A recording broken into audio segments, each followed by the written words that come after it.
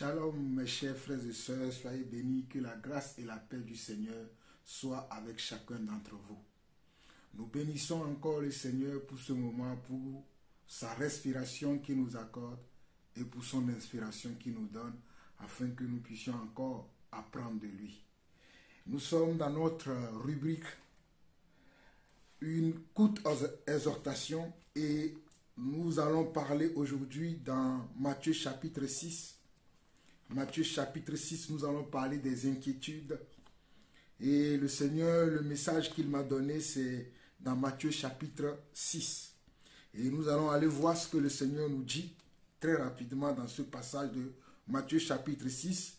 Nous allons voir du verset 31 au verset 34. Matthieu chapitre 6, verset 31 au verset 34 qui dit ceci. Ne vous inquiétez donc au point et ne dites pas que mangerons-nous, que boirons-nous, de quoi serons-nous vêtus? Car toutes ces choses, ce sont les païens qui les recherchent. Votre Père céleste sait que vous en avez besoin. Cherchez premièrement le royaume et la justice de Dieu, et toutes ces choses vous seront données par-dessus. Ne vous inquiétez donc pas du lendemain, car le lendemain aura soin de lui-même. À chaque jour suffit sa peine. Mon frère, ma soeur, voilà le message que Dieu nous donne dans ce passage de Matthieu chapitre 6, le verset 31 au verset 34. Le Seigneur nous conseille, en tant que ses enfants, de ne pas nous inquiéter de ce que nous mangerons, de ce que nous boirons, de ne pas nous inquiéter de ce qui va se passer le lendemain, car lui-même, il prend soin de nous. Le Seigneur ne veut pas que nous soyons dans la tristesse, dans l'angoisse, dans les questionnements, mais le Seigneur voudrait que nous lui fassions confiance, car c'est lui qui est notre Dieu, c'est lui qui est notre Père. Il sait comment prendre soin de nous, il sait comment nous dorloter, il sait comment nous montrer ce dont nous avons besoin au bon moment.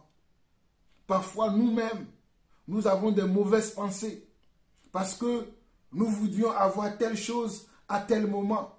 Nous voudrions avoir tel cadeau, telle opportunité, tel privilège, mais le Seigneur sait tout. Voilà pourquoi il nous dit, ne vous inquiétez donc point et ne dites pas que mangerons-nous, que boirons-nous, de quoi serons-nous vêtus? Ne vous inquiétez pas et ne dites pas que mangerons-nous, que boirons-nous, de quoi serons-nous vêtus? C'est lui qui a créé le ciel et la terre et tout ce dont la terre enferme.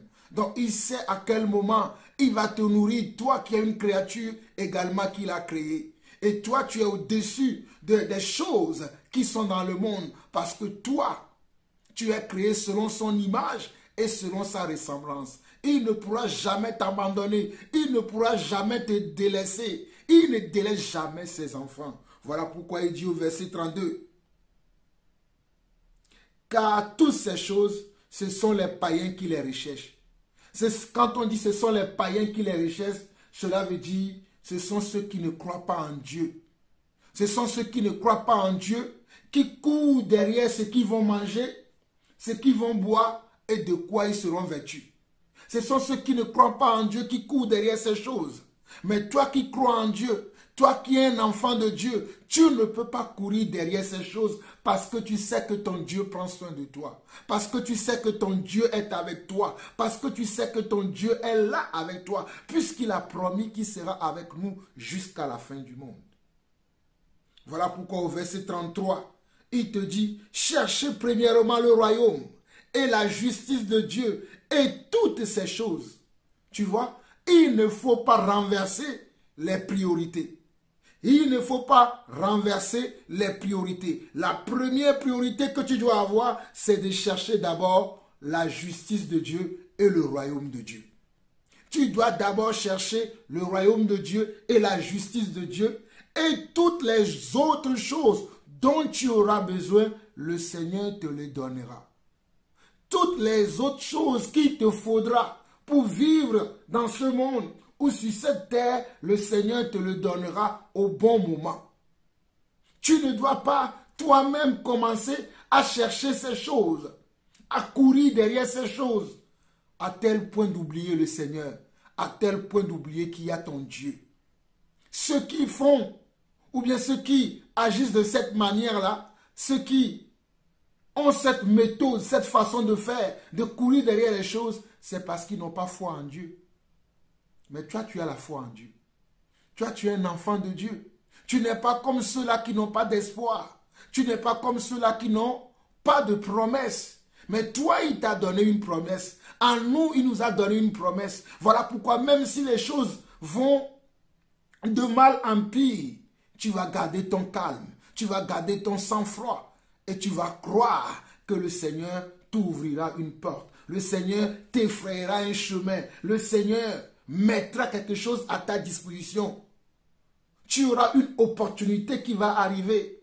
Tu auras quelqu'un qui se souviendra de toi. Tu auras quelqu'un qui peut même venir toquer à ta porte pour te dire, c'est le Seigneur qui m'envoie vers toi. Même ce travail que tu cherches, même ce mariage que tu cherches, même cet enfant que tu désires, même cette chose pour laquelle tu pries depuis des années, Dieu sait que tu pries. Mais il te demande simplement de chercher d'abord son royaume et sa justice, et toutes les autres choses te seront données par-dessus. Cherche d'abord son royaume et sa justice, et toutes les autres choses te seront données par-dessus. Voilà pourquoi au verset 24, au verset 34, là où nous finissons, il dit, ne vous inquiétez donc pas du lendemain, car le lendemain aura soin de lui-même. À chaque jour suffit sa peine. Tu ne dois plus t'inquiéter du lendemain, car à chaque jour suffit sa peine. Mon frère, ma soeur, toi qui t'inquiètes encore du lendemain, tu ne dois plus t'inquiéter du lendemain, car à chaque jour suffit sa peine. À chaque jour suffit sa peine. Pourquoi tu t'inquiètes du lendemain? Même en t'inquiétant, tu ne pourras rien changer. Ce qui va arriver, c'est ce qui arrivera. Par tes inquiétudes, tu ne pourras pas changer l'histoire. Par ton angoisse, tu ne pourras pas changer l'histoire. Par tes réflexions, 1000 réflexions, 10 000 réflexions, tu ne pourras pas changer l'histoire. Mais par contre, par ta foi, tu pourras changer l'histoire. Mais par contre, par ta foi et par ton obéissance à Dieu, tu pourras changer ton histoire. Tu pourras changer l'histoire de ta vie. Si tu as la foi en Dieu, si tu crois véritablement en Dieu, par ta foi, tu pourras changer l'histoire de ta vie.